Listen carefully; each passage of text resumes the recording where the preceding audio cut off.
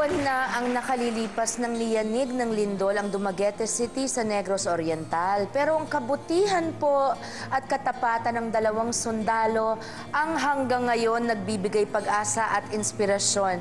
Heto po, panoorin natin ang unang-una, ang dalawang unang-unang Sharon's Heroes. At matapos ang lindol, sa pagtulong na mahukay ang natitirang ari-arian ng mga biktima, dalawang sundalo ang nagpamalas ng kabutihan at paninindigan. Mga kapatid na karapat-dapat tularan. Nung nag-uupay kami, malalim yung lupa, yung bahay na natambakan.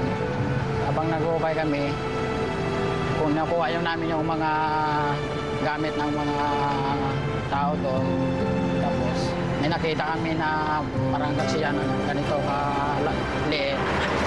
Nang sinilip namin, may pera. May pera. Pagkatapos, hinanap namin yung amin na officer at saka nagpatulong kami na isauli yung pera kung sino man yung may-ari. Kaya nahanap namin, binilik namin yung pera. Nararamdaman din namin yung nararamdaman ng mga sibilyan na sila hirap na hirap. Hindi naman sa amin yun, ma'am. Sa kanila naman yun.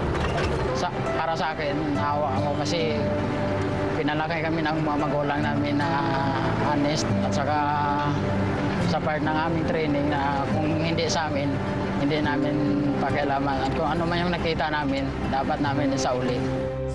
Mga kapatid, talaga namang it's an honor for me to be beside ang dalawang sundalo na si Private Faigane at si Private Vera. I just want you to know, kayong dalawa ang kauna-unahang tatanghalin naming Sharon's Heroes dito sa aming programa. Private Faigane, congratulations. I'm honored to know you, sir. And Private Vera, sana ay pagdating ng araw mapanood ito ng inyong mga magiging anak, apo, at lahat ng kamag-anak nyo, pati ng buong bansa at buong mundo, na kayong dalawa ang dapat tularan talaga. Okay, thank you very much.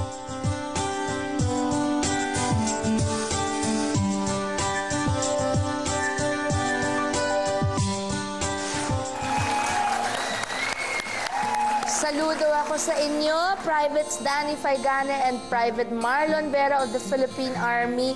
Talagang patunay kayo na ang mga sundalo nagsisilbi ng tapat.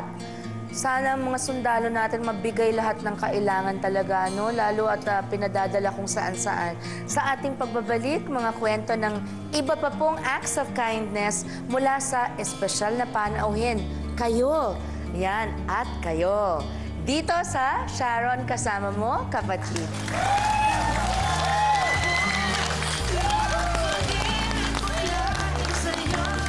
Kapag may problema po ako sa kanila po ako tumatakbo. Hi, yung gano'n lang kahit ano, parang hindi kayo magkakilala, di ba? Ang sarap ng feeling. Aba, ayan, at least ikaw nayakap ko. Ayan. Walang nakakaagaw, ayan.